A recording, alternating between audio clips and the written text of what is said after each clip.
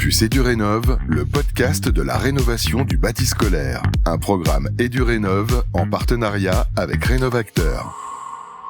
Bonjour, bienvenue à tous. On est toujours en direct du campus EduRénov, organisé par la Banque des Territoires. Et ça tombe bien, on est avec Nicolas Turca. Bonjour Nicolas. Bonjour. Vous êtes directeur de programme chez EduRénov. Donc merci de votre accueil dans ce magnifique campus EduRénov. C'est vrai qu'en plus on a une belle journée aujourd'hui à l'école de Breuil. On a une super journée et on a une super dynamique surtout. C'est-à-dire qu'il y a quasiment 250 personnes là, qui sont là aujourd'hui réparties. Certains se cachent sous les arbres, d'autres sont dans les masterclass en train d'apprendre, découvrir, partager aussi ensemble des sujets. Et puis là, il y a les partenaires qui sont en train de faire la rétrospective de l'année. Les anciens partenaires, les nouveaux partenaires. Il y en a 38 aujourd'hui, les partenaires. Ouais, combien de nouveaux ? Parce qu'on en a eu. Il y en a quasiment presque 18 des nouveaux. Ouais. Voilà, il y en avait 15 au démarrage, il y en a eu 5 en cours de route, et là il y en a 18 nouveaux qui embarquent. C'est super, il y a une dynamique. Ouais. On en avait parlé avec vous, effectivement, Nicolas. Le chantier de la rénovation de ces établissements scolaires est énorme, colossal. Il y a de l'argent, évidemment, sur la table, des financements qui sont là. L'enjeu, on a compris à travers les différents invités, c'était de bien comprendre déjà, effectivement, ces dynamiques, qui a droit à quoi, quelle collectivité, de flécher, et puis aussi, pour peut-être les communes les plus modestes, de les aider dans l'ingénierie. Ouais, l'idée, c'est de simplifier la vie des gens. Moi, je pense que ça va être un des grands axes et de cette année. On va essayer de simplifier, on va essayer de détechnocratiser un peu tout ça. J'utilise volontairement ce terme pour pouvoir justement apporter de la valeur à l'élu, quel que soit où que soit son projet finalement, et où qu'il en est finalement dans son projet, dans la maturité, par rapport à la maturité du projet. Ça, c'est hyper important, simplifier les choses, et puis mettre en relation les gens. Là, je vois depuis ce matin, ce qui marche bien, c'est quand même que le fait que les gens se parlent les uns les autres et se partagent. Il y a une logique de pair à pair qui est hyper importante entre élus, entre services techniques, entre services financiers, entre les services IMO. Les gens se parlent, les gens sont confrontés à des problématiques similaires. L'adaptation climatique, qu'est-ce que je dois faire ? Est-ce que je dois retourner toute la cour d'école et mettre des arbres à la place et des arbustes, mais je vais avoir de la terre partout.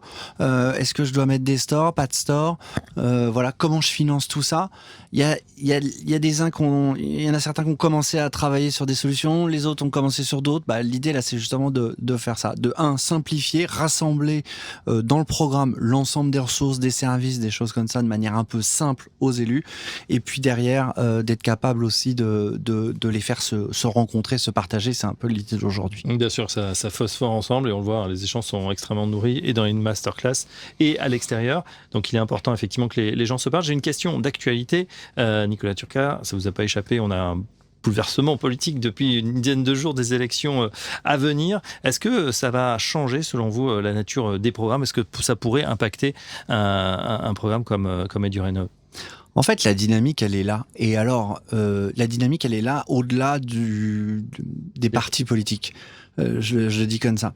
En fait, rénover son école, c'est du bon sens. Rénover son école, c'est du bon sens. Et c'est hyper important.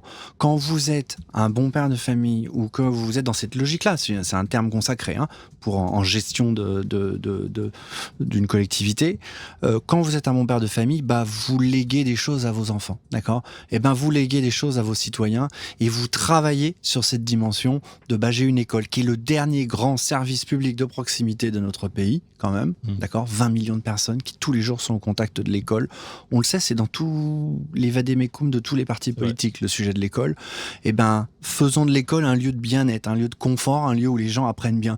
Alors après, ils apprendront bien plus ou moins telle ou telle chose selon les marqueurs politiques, mais ils doivent bien apprendre. Ça, on le sait. Et nous, notre but, notre objectif, notre raison d'être à la Banque des Territoires, c'est d'accompagner les collectivités territoriales à avoir des lieux où on est capable d'accueillir des enfants et les générations futures dans des lieux exemplaires. Et ma dernière question, Nicolas, c'est accueillir, oui, mais pas que les enfants, puisqu'on voit aujourd'hui, ce sont des lieux, vous l'avez dit, souvent au centre des communes, très bien placés, qui sont pourtant sous-utilisés. Demain, l'idée, c'est peut-être qu'ils puissent être utilisés par d'autres publics.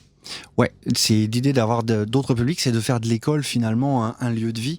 pas seulement entre 8h30 et 16h30, d'être capable de les avoir plus longtemps, d'accueillir une association le soir, d'accueillir peut-être des services publics en proximité aussi, je pense à des logiques France Service qui ont besoin de locaux parfois, d'accueillir des associations d'entraide également, de périscolaires sur ces choses-là pour faire la classe aussi à des populations plus fragiles.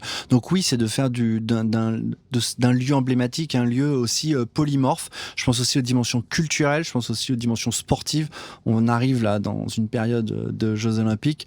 L'école qui bénéficie d'un certain nombre d'infrastructures sportives doit être ouverte, ou en tout cas, nous, on fera tout pour qu'elle soit le plus ouverte possible sur la communauté, on va dire, de citoyens qui l'entourent. Voilà, en tout cas, on a bien compris, la dynamique de rénovation de l'école va au-delà des partis politiques et il est important que les gens se parlent. C'est ce chose faite aujourd'hui sur ce campus EduRénov. Merci Nicolas Turcat, je rappelle que vous êtes directeur de programme chez EduRénov, Banque des Territoires, et à très bientôt sur Rénovacteur. Merci. Campus EduRénov, le podcast, un programme EduRénov en partenariat avec Rénovacteur.